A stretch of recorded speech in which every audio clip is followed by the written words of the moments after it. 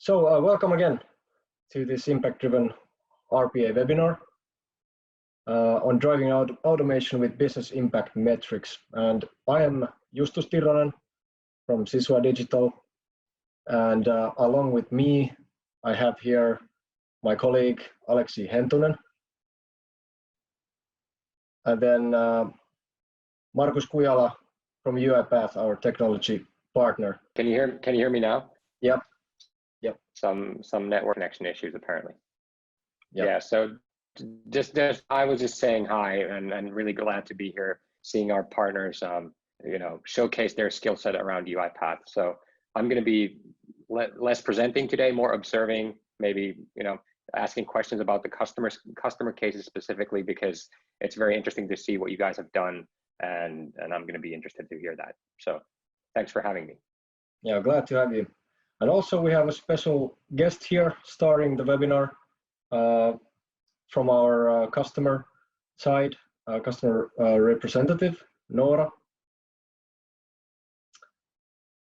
And she will present herself better in a moment. But let's get going to our agenda. So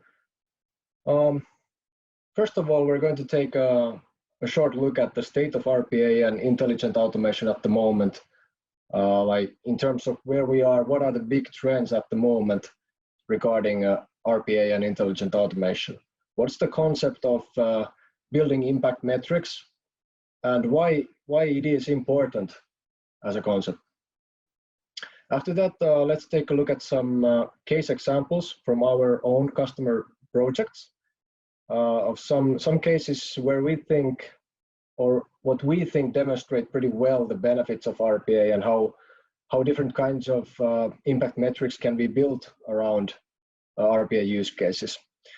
After that, we're going to take a look at the process of building goal and impact metrics from our perspective, how we see it, from starting from identifying the potential candidates for automation all the way to bringing your robots to life and deploying them into maintenance and measuring the impact of your automations.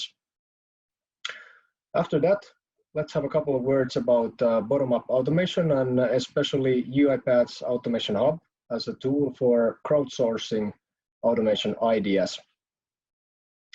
Then we have planned a group work. I'm going to introduce it to you guys.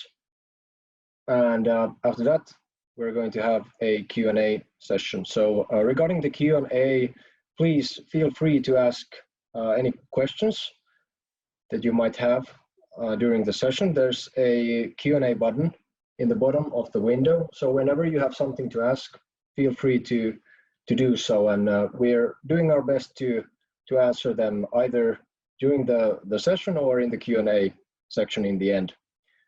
We have quite a lot on our agenda today, so it might be so that we end up being a bit late from the 4 p.m. deadline with the wrap-up and the group work wrap-up. So if some of you have to go at 4, we totally understand that.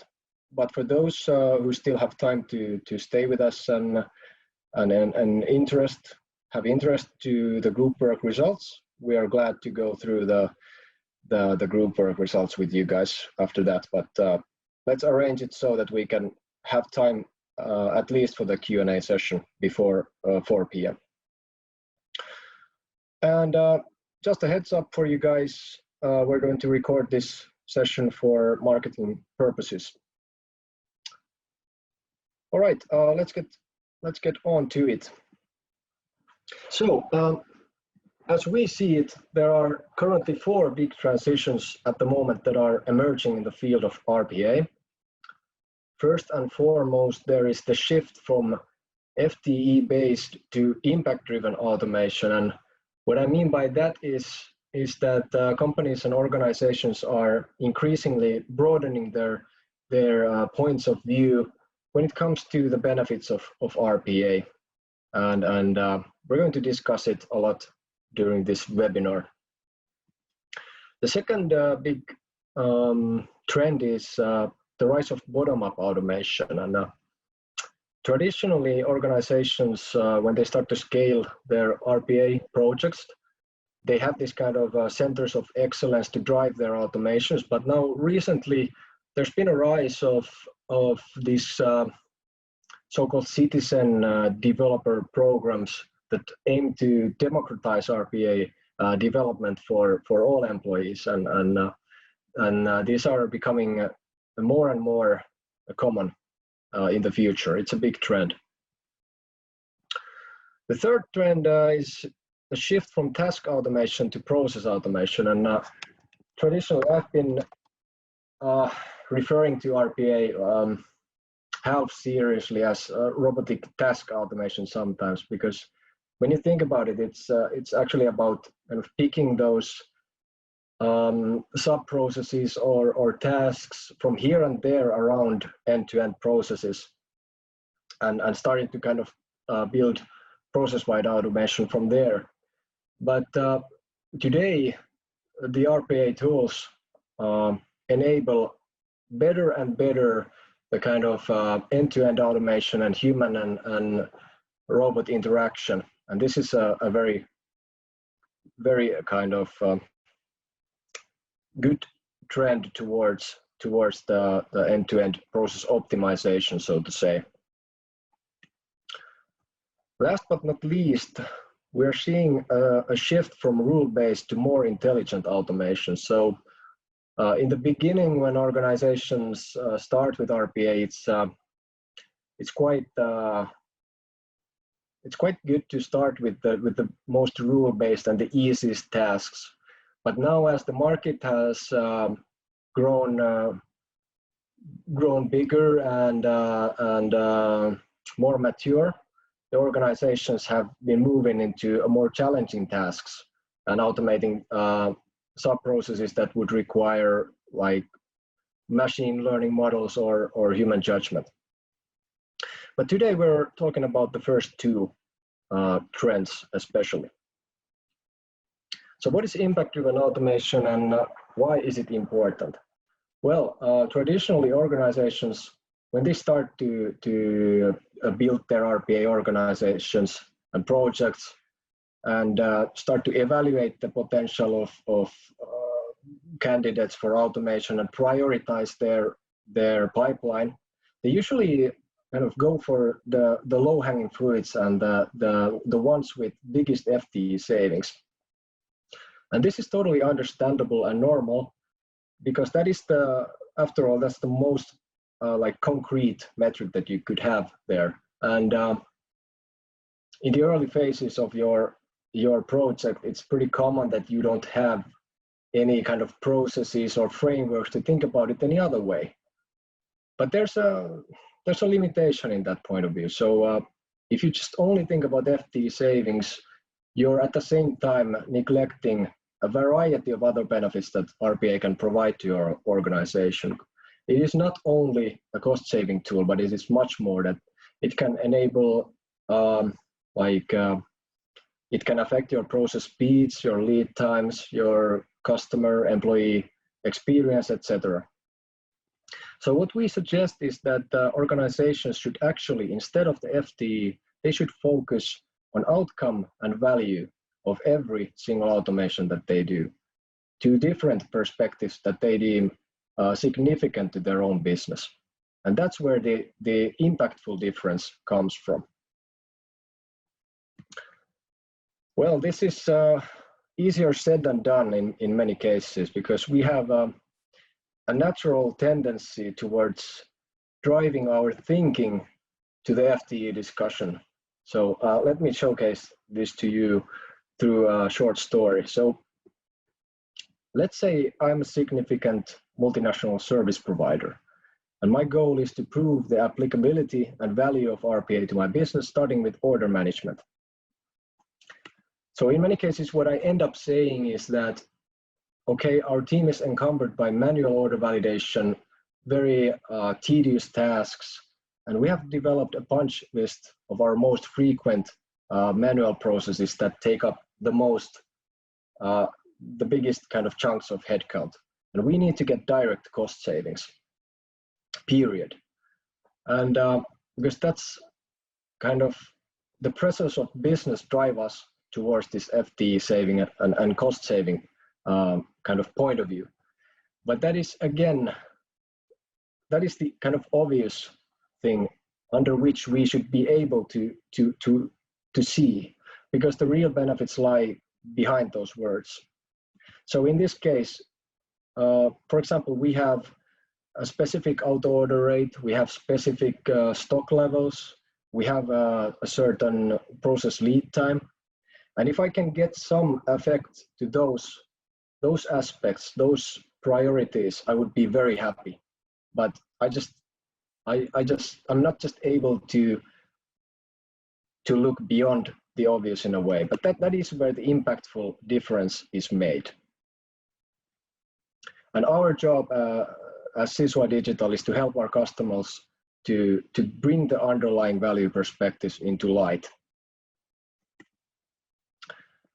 Well, in order to measure the real impact of automation, you have to have concrete metrics for process and organization level impact. So one could say that in general, you can have 3 levels of RPA metrics in your processes, starting from technical log. And these are more or less inbuilt for robots. They include robot error ratios, transaction numbers, runtimes, etc. But those don't really tell you anything about how the business is doing. So you need to have business metrics on top of that, such as indicative FTE savings, process lead times, inventory levels, etc. But the real beef is even above that level. So on the very high end of this triangle, there are things that could even show in your financial statement in the end of the day, such as revenues, repeat purchases, need for short-term loans. That's the real impact you want to get from your automations. All right, let's take a look at some cases from our customer projects, and I'll hand it over to Alexi at this point, who seems to be muted at the moment. So Frederick, could you unmute him? All right, thank you, Frederick and Justus. I will now present you 2 different customer cases where the motivation for automation was something else than pure FTE savings, and how the impact and benefits can be mapped in these situations. So without the further ado, the first case is more to illustrate the common situation where RPA has impact on many different dimensions, but collecting the data and having concrete metrics is a little bit complex. So can you move on to the next slide, please? Sure. So our customer has a global supply chain with multiple containers arriving daily by ship at their Finnish central hub. And these arrival times of these containers are tracked in SAP, transferred from one other system to SAP. But naturally, delays or changes in exact times occur frequently when these ships arrive. So it takes some working time for several supply planners to keep track of these changes. And this is time consuming, but there's lies some other potential benefits beyond the FTE savings as well. So we implemented the robot. The process was small and straightforward to automate, and also with the future option to scale it even further. And as a result, we were able to, with daily updates, improve the data quality in SAP, and as the supply planners could now trust the accuracy of the arrival dates. However, this process is quite a small part of the whole process flow, and it's really hard to put accurate metrics or measure the monetary impact of this process, but at the same time, keeping the customer promise and availability information of various products up to date is really important for the customer service point of view and for the service levels. And if you only look this through the FTE lens, we would have missed these potential benefits that we have achieved by automating this process. So how can this be done when it's hard to put concrete meters in place? Firstly, you can see on the right, talking with the customer, we identified some impact perspectives that this process affects. First, of course, the FTE savings of the supply planners, that they don't have to now frequently update this information in the SAP, but also there's some indirect cost from the customer service side, since they don't have to spend as much time with the problematic cases when the customer promise is something else than the data in SAP. Also, the employee experience was increased, as can be illustrated in the quote below, as the new model is vastly superior and nobody of the supply planners want to really go back to the old model. Also, as mentioned, we identified that the data quality in SAP is vastly better now and more accurate and up to date, and this actually can have small effect also on the process throughput time, as orders can be processed faster, as the customer service and the supply planners can trust the accuracy in data accuracy in SAP. So all in all, even though it's hard to measure the monetary value, we can qualitatively estimate what kind of impact this process has, and it's really useful when we look for future automations, and especially when we move forward in the roadmap where we have already automated the more lucrative, easy, low-hanging fruits with good FTE potential, kind of separate between different processes and prioritize them. And once we have these impact perspectives in place, we can analyze between different cases which are the most impactful from this point of view. Right. So quick question. Yeah, I'm looking at the impact perspectives here, and you know, you're saying that the data quality and the employee experience had the greatest impact. There are still some FTE or that has direct costs have some impact as well. So do you think this would have been automated if you didn't do this research and find out that the data quality and employee experience are actually going to be improving a lot? For sure. I'm not saying here that we should completely ignore the FTE savings. This is the driving motor of the RPA still, but I'm talking here that if we track all these other qualities, we can see and make a future reference for future automations and compare between different automations. This is not exact science, this is more qualitative analysis. So FTE savings is still there, and this would have been automated, but now when we analyze and ask about this different impact perspective, we can prove that the automation is actually more impactful than just looking at the FTE savings.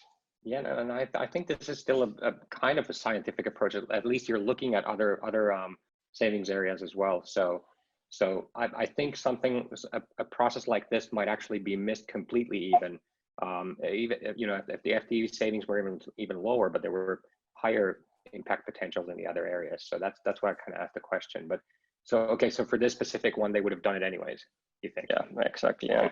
When we reach to the budget discussions, it's easier to justify robotization if we can actually say that it has impact somewhere else than just FTEs.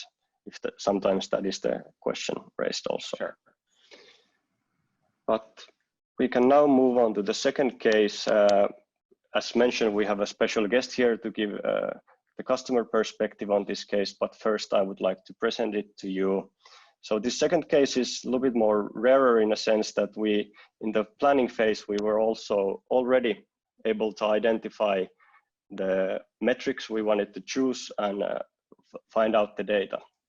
So our customer works with private persons, and as a result, there's often open receivables that customers owe the company money, and the standard way of handling this kind of situation is sending them monthly payment reminders that, hey, you have some outstanding debt to us and please pay.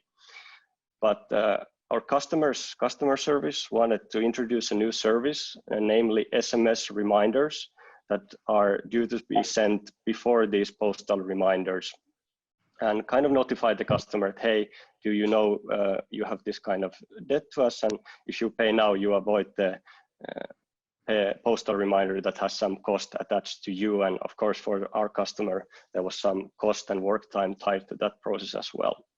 So before we started the automating, we recognized the technical metrics and then the business metrics that we want to monitor during this development and production phase. So firstly, if we monitor the technical metrics, we identified that doing this process manually is really tiresome. The customer system has actually built in optionality to send SMS messages, but it would have been done individually for each customer and taking hours and hours, even for the robot, if we would have automated so that way. So we decided to use external SMS platform to send text messages and just download and compile some reports fetched from the customer system, which reduced the runtime to less than 1 hour. This also had a huge effect on the error ratio of the process. We also, of course, with the external SMS platform, track the transaction numbers, how many SMS text messages we are sending each month, and kind of keep track of the cost, and also what's the difference between SMS payment reminders and the real postal payment reminders. So if there's impact there, can we see the difference clearly? Then we identified 2 different business metrics we wanted to track. The payment reminders themselves, we have the number of those sent each month, but then the open receivables items, and this is a little bit less obvious impact metric, but if it's really the one we really want to measure, and that's the impact we really want to see if this process has impact on that. So we had the data availability of those 2 metrics and tracked those during the production run. So how did all this look in practice?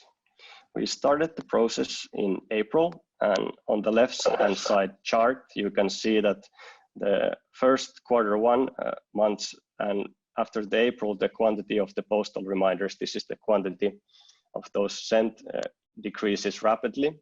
During the summer months, July and August, due to the customer service holidays, we didn't want to overload the customer service, as this process had some impact and customers were reaching out asking what that is all about. So we didn't want to overload the customer service, and we didn't run the process, and you can clearly see the trend reverting. And in Q4 and Q1, we have run the process each month, and you can clearly see the trend came back to the lower amounts, and it's been slowing down as the trend line can illustrate. And already with these, there's some cost for the customer tied to these payment reminders. So already with these statistics, we can justify the robot payback within the first year, and the robot is actually, the investment is worthwhile. However, we want to also monitor the open receivables. That was the true impact goal we wanted to follow. So Q1 was the base level we want to benchmark on, and you can clearly see that Q2 we got really good results. The open receivables reduced significantly. And when we didn't run the process in Q3, only 1 month, we can see that the trend reverted and is actually higher than the benchmark. But when running this process regularly in the Q4 and Q1, we can see the trend again decreasing. And we have to notice the true impact might be even higher since the customer business is expanding. So we wouldn't necessarily in Q1 2020 benchmark this Q1 2019, but the benchmark would be even higher. And all of this, if we didn't follow these 2 metrics, if we only have FTE savings in mind, we would miss the impact of this robot, and it would be hard to justify why would we introduce this new process, which is only generating new work sometimes for the customer service.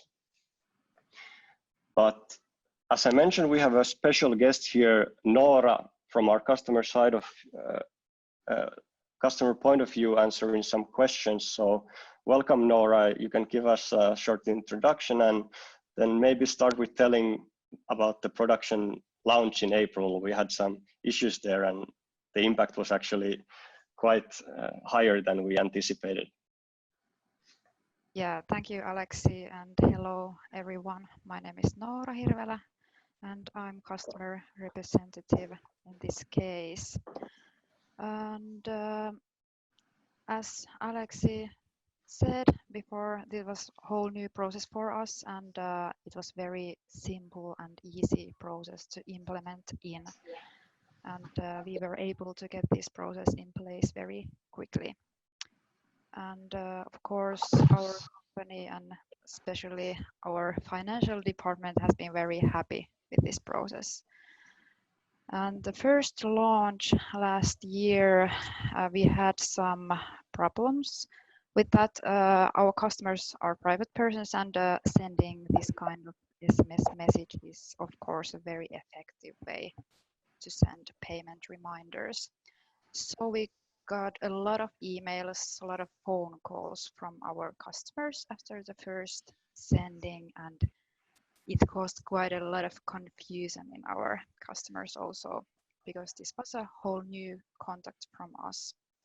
And we decided to customize our text message a little bit, for example, to more friendly tone. And after that, our customer service has not received that many contacts from customers in this monthly message sendings anymore. Yeah, that was a surprise for all there. What about, you have been able to use this process out of the normal cycle as well? Would you like to talk a little bit about that also?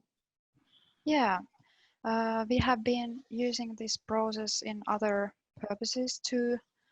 For example, to inform our own employees. It's very easy and quick way to inform all. And also during Postis strike last year, we weren't able to send postal reminders, so we used this process to inform our customers about their debts. And also we have been doing some target advertising with this process as well. Yeah, excellent. How about, some people might be interested that how easy it for you to get the data underlying these metrics? So do we need some automated data pipes or something like that, or how do you, is it easy to gather this kind of data? Yeah, it was very easy collecting this kind of data in this case, and our financial department has a good monitoring ways when it comes to, for example, open receivables and also amount of postal reminders. So the metrics came very naturally. Yeah, the learning from for us was also that if you don't ask, you don't get. So yeah, that's true. Yeah, good. So usually working together with these departments, like they have usually the data, but we have to be aware that there is actually something to measure, and we just need to ask to get it. Yeah. So Nora, a question about the kind of the division of cost on, and then the impact of this process. I mean, you don't have to share the exact euro amounts or whatever you're comfortable with, but the kind of the question is, how much did the kind of the open receivables saving or impact have a meaning in your decision to automate this process, and what was the cost division between that and the rest of the savings? Yeah, that's a very important question. In this process, FTE savings weren't that big, so the FTE savings maybe didn't justify the robot implement, but the impact on open receivables were measured, and the impact were 10 times, so that was very important outcome. Okay, yeah. So that being said, a question to the Sisua guys, is this common? I mean, do you see this often at customers, that there are cases where it's quote unquote hidden, the savings that can have a 10 times bigger impact than the actual FTE savings? Well, our method of working has also been developing, so maybe we learned from this case that if you don't ask, you don't get. But as the first case also illustrates, sometimes it's really hard to know the true impact. Like if it's the process complex and automation only affects a small part, I would say that is still the more common case to not get this kind of clear impact metrics. But as I mentioned, if you don't ask, you don't get. So it's good to, at least in the planning phase, try to recognize what are the potential impact metrics and if there's data available, and then see if we can track those and if the robot has impact or not. Of course, there are some other things affecting open receivables, and we don't claim that the robot here does everything that is doing the things in open receivables side, but it clearly has some impact, as we can see when we didn't run it versus when we run it. Yeah, but I mean, this is an awesome example of the fact that you shouldn't always just stare at the FTE savings when you're doing RPA, definitely. So it's a really good showcase. It's almost like you cherry picked it, but that's good. Yeah, exactly. Exactly. So if you have any questions in the Q&A, we can answer that later. So now I will give the stage back to Justus, and thank you, Nora, for answering the questions. Thank you. Yeah, thank you, Nora. Okay, so a couple of words about the process of building impact metrics in organizations and how we see it from starting from the very beginning, like identifying new use cases all the way to building the robots and deploying them in production. So in our customer projects, we want to build processes for the customer to identify new use cases and kind of create the raw material for their RPA pipeline, whether it is through our process analysis tool or some other tool such as UiPath's Automation Hub, which acts as a very good like crowdsourcing tool for continuously ideating new use cases to the pipeline. But the idea is to get a bulk list of potential automation candidates. After that, it's easy to select the most promising use cases for further evaluation. And at latest at this point, the organization needs to determine the critical KPIs for it. Like what are the most important aspects and priorities that we want to kind of achieve with robotics. And after that, we help them define use case specific lifetime values and the overall impact of the use cases. So as a result, the customers get a prioritized automation pipeline against where they are prioritized against the potential overall impact. So this takes care that the cases like this payment reminder are where they belong in the prioritized automation pipeline and are not left out because of only looking into FTE savings. But all in all, when you have in place this kind of process or a funnel, you can easily kind of secure the continuity of your RPA use case identification and that you are actually automating the right things that matter the most to your organization. Well, after that, you can select the next implementations to take place and define the current state and KPI level goals and scorecard for each automation. Let's take a look at that just in a moment through an example. After configuring the robot in our framework, we will maintain the robots in our cloud platform, so-called RAS, and measure the impact and assess the benefits that we have got from the automation. So it's very important to actually check if the robot does what it's supposed to do, if we have got the results that we want it to get, and if not, then we can think if we could optimize the robot somehow. So RPA tools, they are agile in a way so that you can kind of develop them and optimize them little by little, so you don't have to have the world ready on the first take, so that you can optimize them with time, and measuring the impact goes hand in hand with that. Okay, so let's get back to the supply chain case example that Aleksi showed, and let's do this exercise of creating the impact goals and metrics for this supply chain function. So let's pretend we have now a bulk list of our business unit of potential use cases, and what we would do next is to determine the group level strategic priorities that we have. So in this example, they could include, for example, improving employee experience, complying with regulations, increasing speed, etc. And once we have those in place, it's time to choose the correct priorities for RPA.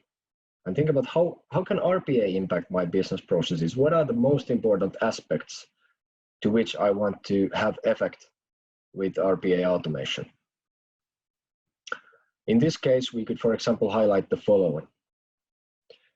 When we have those different viewpoints in place, we can actually map our bulk list against those 5 dimensions or X amount of dimensions that we deem significant, and kind of compare all the cases against those criteria. All right. So let's say we have now picked this specific supply chain case from the multitude or from the bulk list, if you will. On the left-hand side of this slide, you can see the aforementioned 5 strategic priorities. So now is the time to actually define the metrics through which we are going to measure the performance of this specific use case. So for example, if we want to increase the speed in our process, we need to think, what does it mean to this specific use case? How do we measure it in this specific use case? In this example, it could be, for example, procure to pay, lead time. Or if we want to increase the user experience, what is the way to measure it? It could be, for example, an employee survey results. After that, it's really important to understand where you are at the moment in terms of those metrics. What's the current situation? And that is in many cases where organizations fall short, kind of, so that they don't have a clear picture of where they were before the automation. And in that case, it's not possible to assess the impact of RPA automation that way. So it needs to be kind of inbuilt into your process to define for each and every automation the current status and the goal where you want to be after the automation. After that, you can add different weighings if you want to weigh some aspects more than others, and create an overall impact score for each automation. A couple of words about how we approach measuring the impacts in our framework. So our robots produce raw event data in real time and send them to Sysua RAS Cloud Orchestrator. Well, basically I would say there are 2 components of metrics in that. There are those kind of standard or inbuilt metrics, such as license usage or transaction start times, end times. And on top of that, you must specify the process specific or the KPI specific metrics that you want to collect from your processes. For example, in this case, we have a lot of kind of the standard stuff there. The messages like the order is submitted and the robot name and machine IDs, etc., etc. But on top of that, we have added there some KPI related information that we want to gather from the process, such as lead time or customer IDs. The next phase is to collect the events and store them centrally into a database. And the end result would look more or less like this, where the data is structured by their timestamps, customer numbers, events, and lead times per specific log that is reported. And the impact metrics can be eventually calculated based on that raw event data.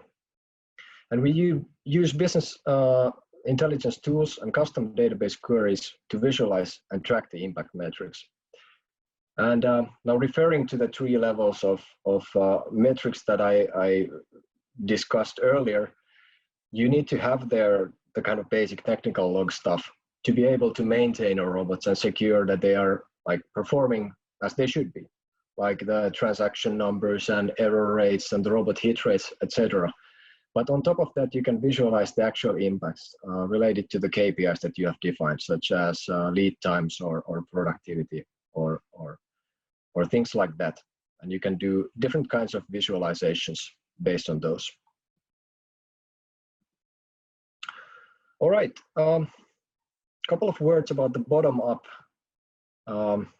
approach, so to say, and UiPath's Automation Hub as a tool for managing RPA pipelines. So to put it short, UiPath's Automation Hub is a comprehensive tool for managing your automation project and your pipeline. And it has different kind of features, starting from opportunity identifier and pipeline manager, where you can kind of prioritize the use cases that you have identified. You can calculate the expected returns on investment.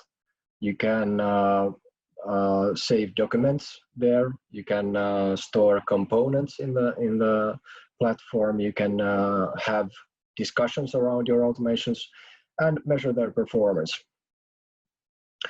But what we are especially interested in this webinar is the very beginning of the process, so the opportunity identifier.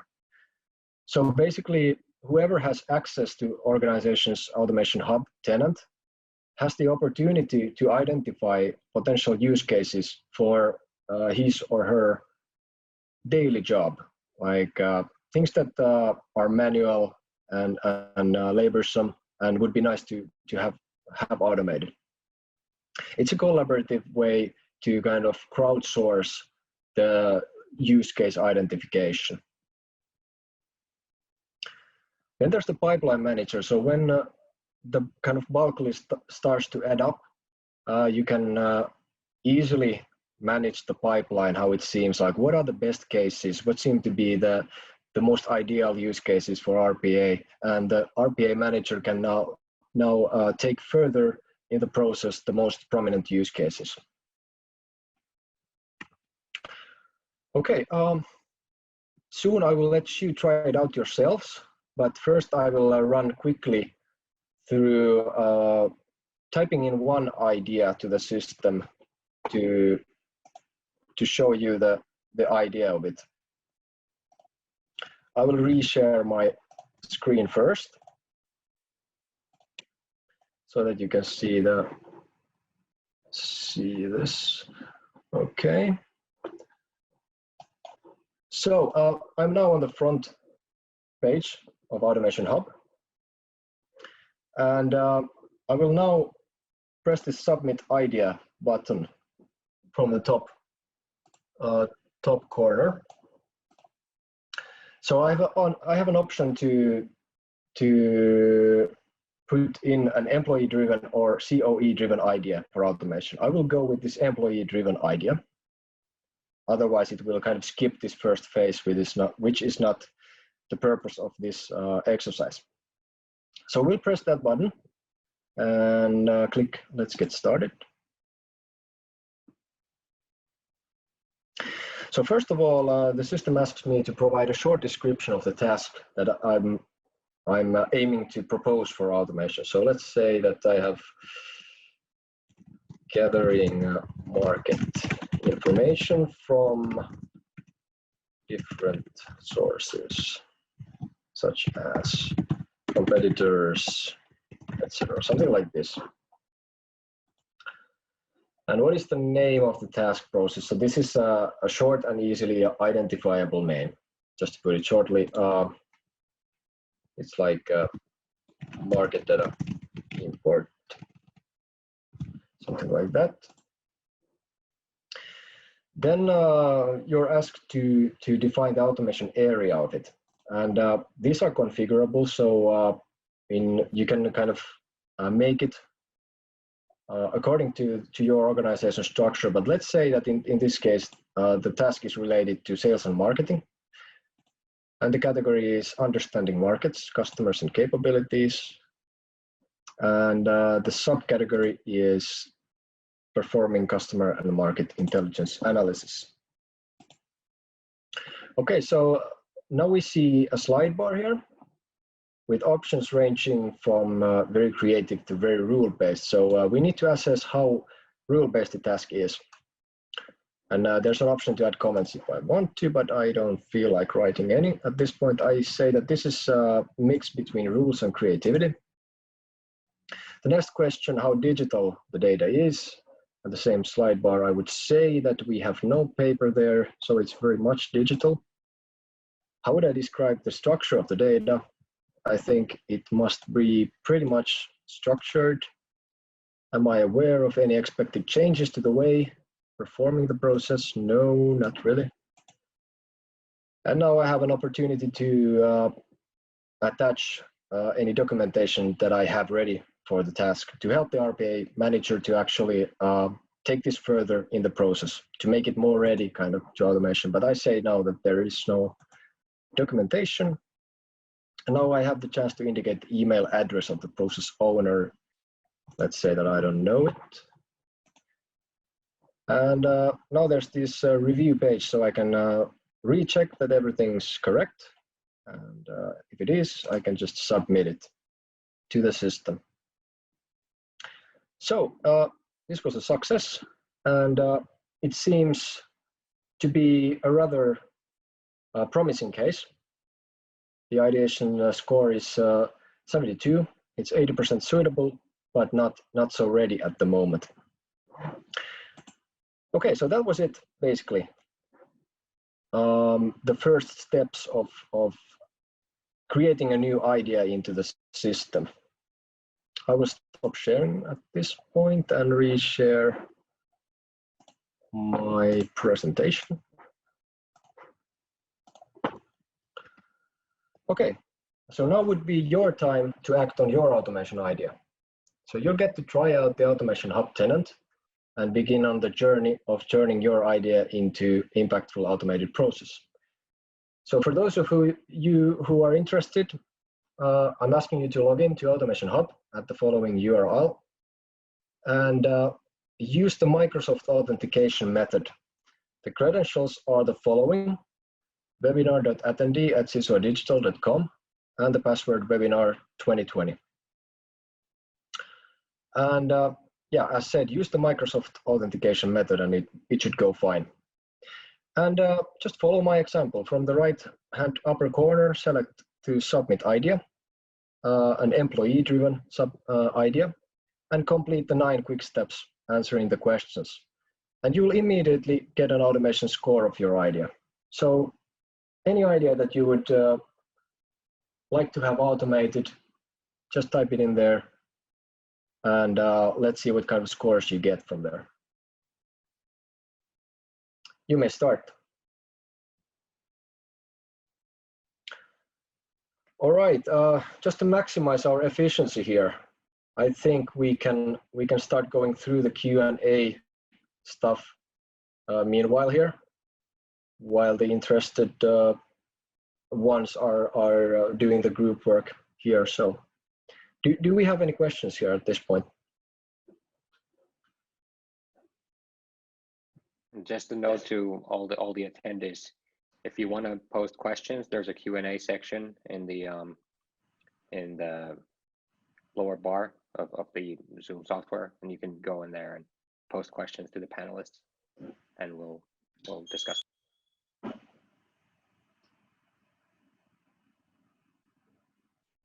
All right, I cannot actually see the Q&A section. So Alexi, do you see if there are any questions at the moment?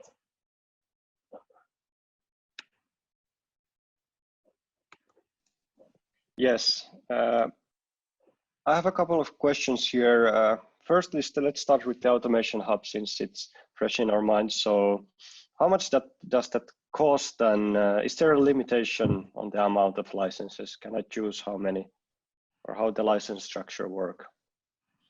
I think that would be the most suitable question for Marcus. Sure. Stage is yours. So Automation Hub is licensed as a enterprise license for the whole organization, and yeah, so there's a list price for Automation Hub that you can get from your local UiPath sales representative.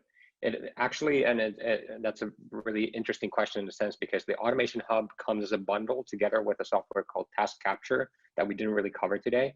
But task capture is something that you can easily use to record your process and create PDD, process definition documents out of it without any manual work. You just click record, go through your phases of working through the process, and you automatically get a report that you can also import in UiPath Studio to start developing a robot. So Automation Hub that you're testing now includes also task capture. So it's kind of a software bundle for the discovery phase of the RPA process. So before you actually start developing, finding the ideas, tracking them, documenting them, and so forth.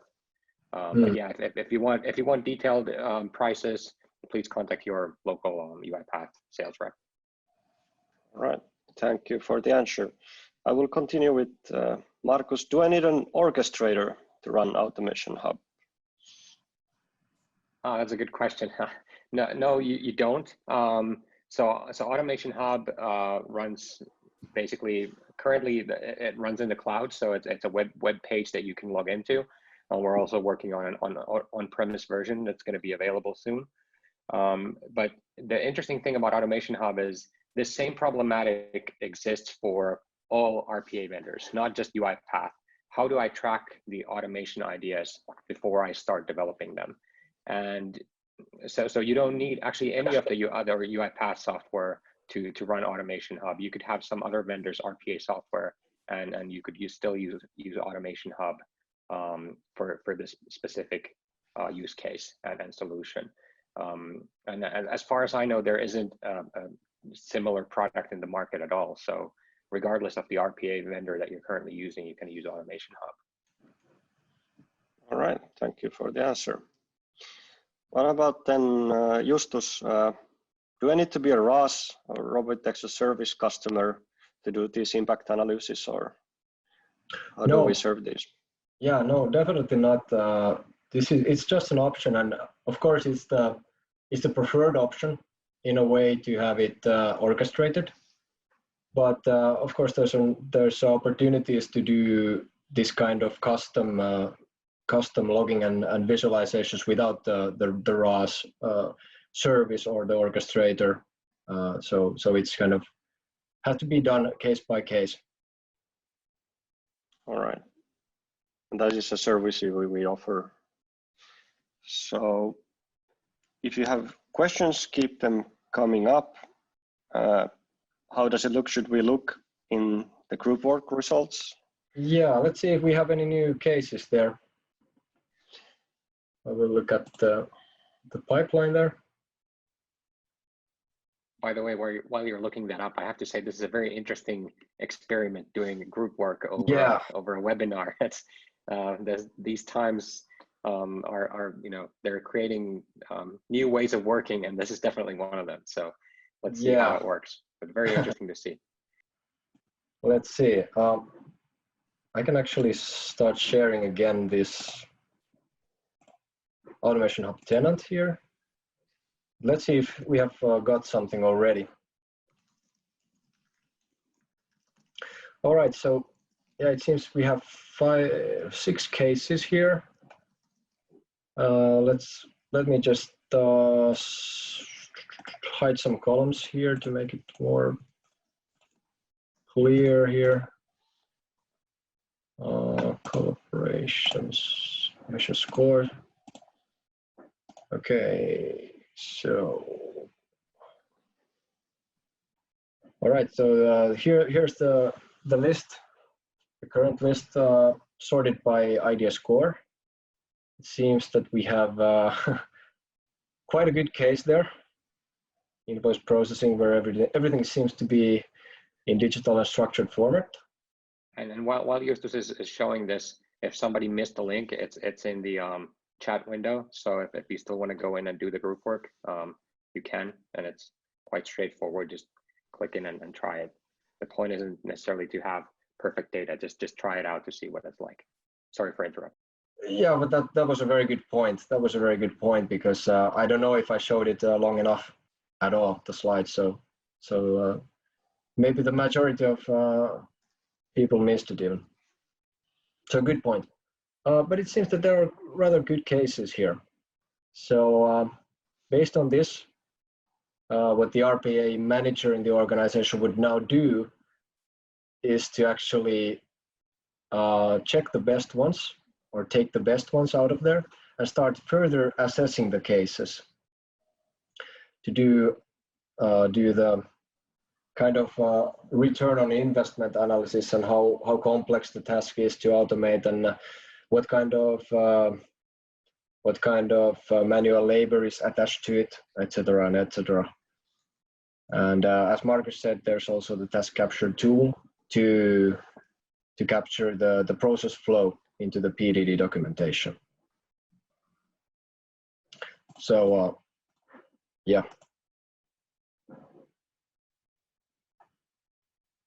Here you can just check the results that you have got from the ideation score.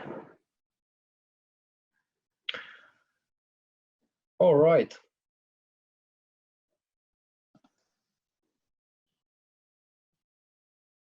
We have something new here also. Importing ideas to Automation Hub. Test idea to get started. I like robot drivers for the daily commute. That's cool. Yeah. But anyway, I think this is a good exercise to get to know this concept of how to bring up your own idea and assess it on a very like rough level if it is suitable for automation or not. And this is an easy way to define if it's worth looking into in more detail in the future. But I think we could send a comprehensive list of all the identified cases for attendees after the webinar, so that you could get some food for thought for your own RPA projects or automation efforts.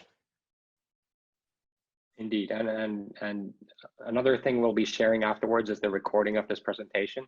So if you missed something, or if you want to go back to anything that we talked about today, there's going to be a link available for that as well. Yeah.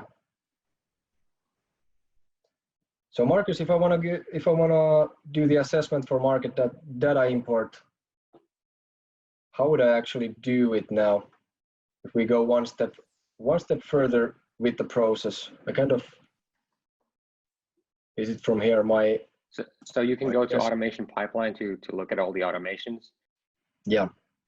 And I would actually at the top there's a decision pipeline and assessment pipeline. If once you've taken them from idea to qualification, if you click on top at the decision pipeline, you're going to have a graph of all these different ideas that shows you which ones are the best.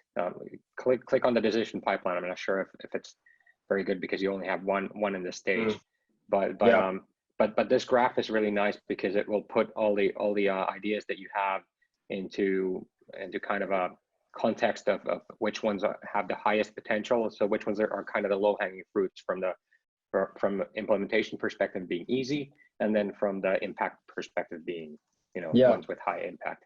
So this is kind of the whole idea of the tool, that not only do you get the ideas in, but it's very easy to take for a center of excellence or RPA expert. It's easy for them to see where the low-hanging fruits are, and how you how to pick those and how to take them into production. So this would be the first small next step, but afterwards you would probably enrich all of these ideas with more information. You would get better data, and then decide which ones actually are going to be taken into production. Yeah. I have one final question before we can wrap up. So Justus, do I need to have an automation hub to start evaluating my process automation potential, or is the SISUA KPI-driven process suitable method even without this automation hub? Yeah, it's definitely suitable without it.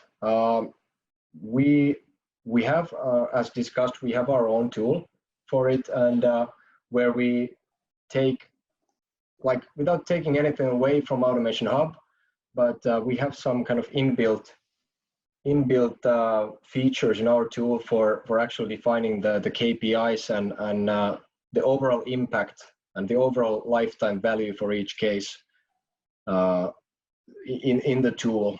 So actually, what I suggest, if this tool is used at all, it should be used in parallel with a tool that kind of enriches the data, and our tool works just fine with this kind of overall lifetime value and prioritizing them also. But this is exactly, good and I would like to add.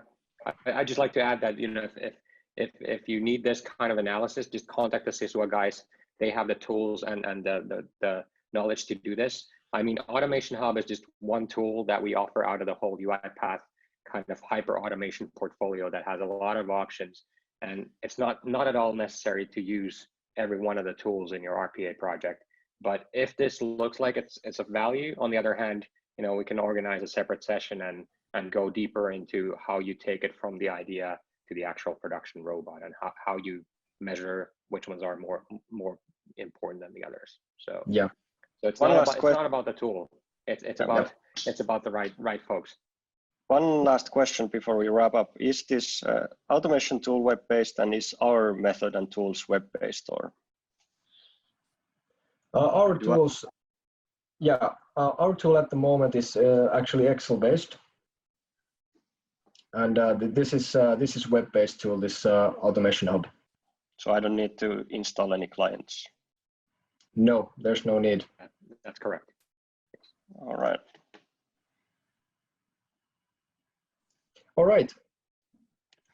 So I assume no more questions coming up. So at this point, I would like to thank you very much, everyone, for participating in this webinar. And as said, we will send you the recording later on, along with the initial idea scores of the cases that you have filled into the this Automation Hub system. And hopefully this was an insightful webinar for you guys. And thank you very much, and have a really nice end of the day and end of the week. Yeah, thanks everybody for attending, and thanks guys for having me as well. Bye. Thank you, Marcus, and thank you, Nora, very much for joining also.